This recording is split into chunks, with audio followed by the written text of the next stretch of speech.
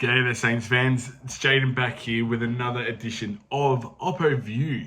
We've had a week off, refreshed from the bye, as we look to tackle the second half of the season, which is it's going to be a little bit of a struggle, but also I think an identity grab as well to see what we're really standing for.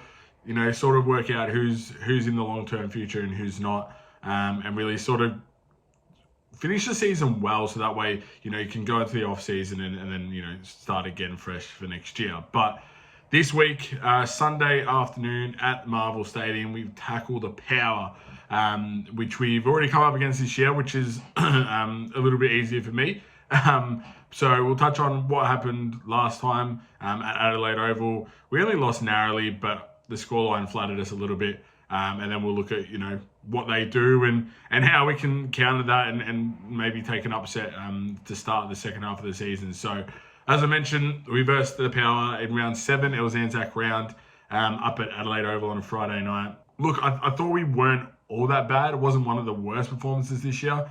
But they did end up kicking 11 goals, 16, which was a massive flattering scoreline for us. I think they had like 6 or 7 behinds in the first quarter alone. Like, they just missed some really easy opportunities. Charlie Dixon took us to the sword. He kicked 4.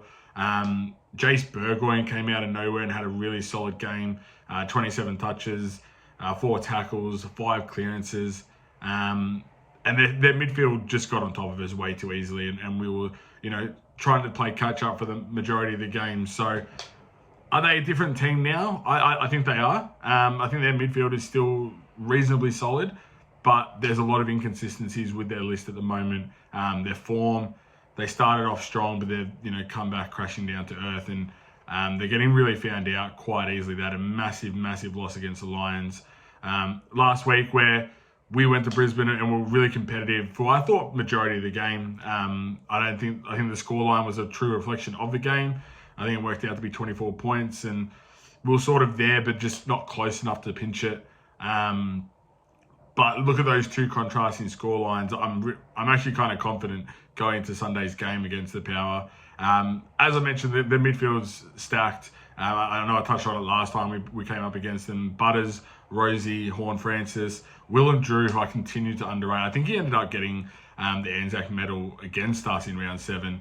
He finished with 23 touches and 7 tackles. And he does a lot of clearance inside work that, from a, you know, statistical point of view, doesn't get found out, but it's so vital and so important, especially for how they want to run and carry the ball.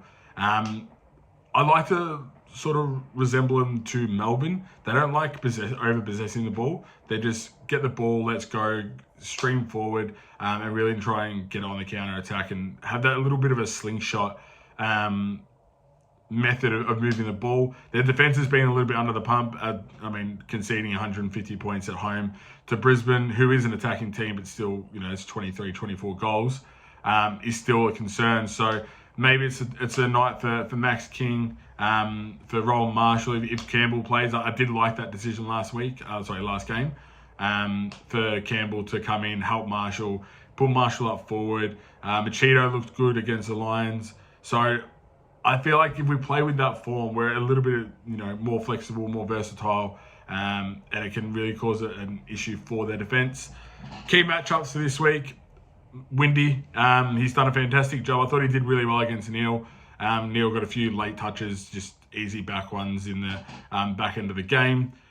He's taken out Reed. He's taken out Dacos earlier in the year. He's got to go to Butters.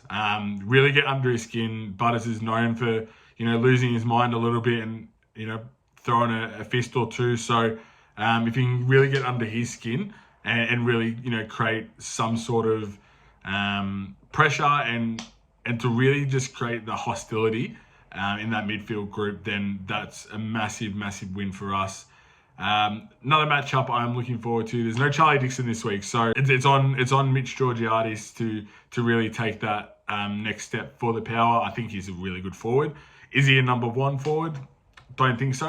But he can be damaging and can do it in quick bursts as well. You can be quiet for a half, but then give him 5 minutes and he can put on 2-3 goals and really change the game. So look for Wilkie to go to him and really shut him down. they're small forwards, they're always damaging, but they score a lot from their midfield. So Butters is good for a goal a game. Rosie can kick one or two. Jace Burgoyne can kick a one. Dan Houston's good in the middle, long bombs. So they've got some real versatility with attacking. So it's now on the team to really drive that, team defense and ensure we can limit their impact from the middle of the ground.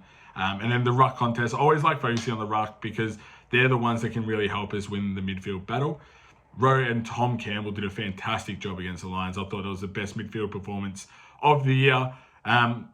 Whether Campbell gets picked again, I'm not too sure, given that it might be against a smaller Jordan Sweet. But if he does, look for them to dominate again and really get us first hands on the ball, win the clearances again and really take it away from their midfield. So that's my review for this week. This is a matchup against the Power.